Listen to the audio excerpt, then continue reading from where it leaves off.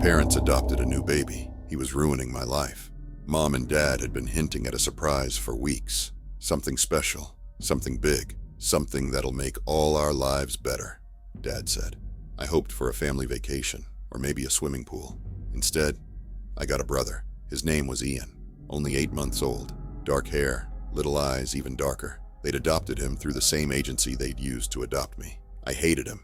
We had to share a bedroom. Soon, half of my stuff was boxed up in the attic to make room for a crib. He wasn't much fun either. He screamed whenever I touched him, but no matter how much he wailed and fussed, Mom and Dad were wrapped around his chubby little finger. A new baby is a big adjustment, Mom said when I complained. So we all have to be patient and work together.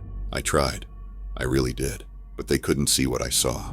I began noticing things within a few months of Ian living with us. Strange things, like how Ian's cry never seemed to reach his eyes.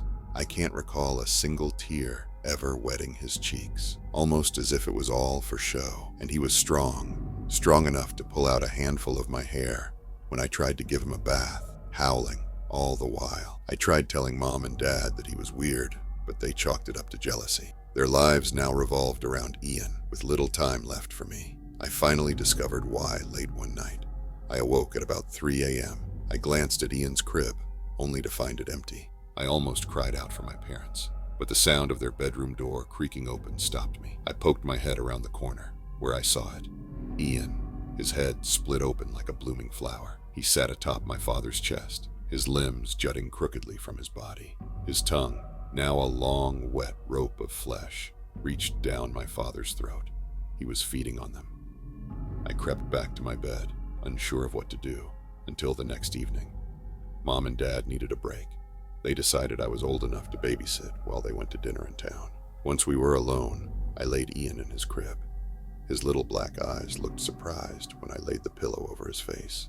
It took a long time for him to stop kicking. When it was done, I called Dad, putting on my best frantic voice as I told him Ian wasn't breathing. Mom and Dad were devastated.